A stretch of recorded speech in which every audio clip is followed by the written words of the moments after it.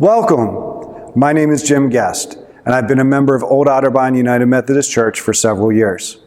With my anniversary celebration co-chair, Cynthia Burkert, and on behalf of Old Otterbein United Methodist Church, our pastor and members, I'm happy to share with you the second event of our 250th anniversary celebration. In 1771, a group of German-speaking immigrants, following the Reformed Church faith with ties to Germany, broke away from their parent church. They purchased this property where we now stand, then called Howard's Hill. They were full of spiritual vitality, influenced by a young German-born preacher, then serving on the frontier of Maryland. He had been known to preach in Baltimore from time to time, and stirred up in them a desire for a true spiritual life. His name was Philip Otterbein. Though he preferred William, he later gave his name to this church, where he would serve as pastor for 39 years and is buried in the churchyard.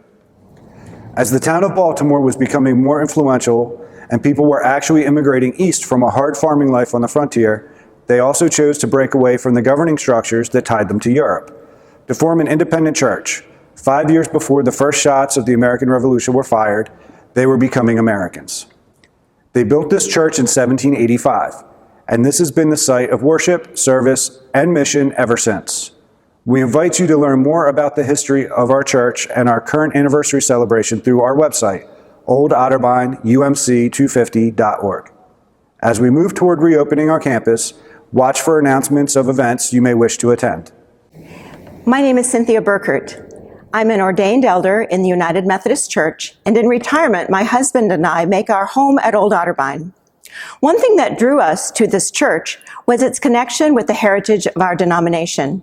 In fact, we represent the two strands of history that make up our current church. My husband has spiritual DNA out of Old Otterbein as a former member of the Evangelical United Brethren. I grew up in the Methodist Church, which traces its history back to Lovely Lane Methodist Meeting House in Baltimore, whose original 40 members actually met on this site to found their church. We're a perfect match. Earlier, I mentioned the two strands that make up our current church. Let's hear from two sons of the church, John Strawbridge from Lovely Lane United Methodist and Daniel Fisher from here at Old Otterbein. I love telling the story of how our denomination began because that beginning has real meaning. And the reasons that it began and the way it began tells us a lot about what it means to be a United Methodist. Because it's not just a church that was convenient, that was a place to go and pray and sing songs and have our rituals. This denomination was formed out of a real need, out of a people that were hungry for something spiritual and something meaningful, people that had real calls to find hope, and people reaching out to people who didn't otherwise feel like they were a part of a church, that didn't feel like God was their God.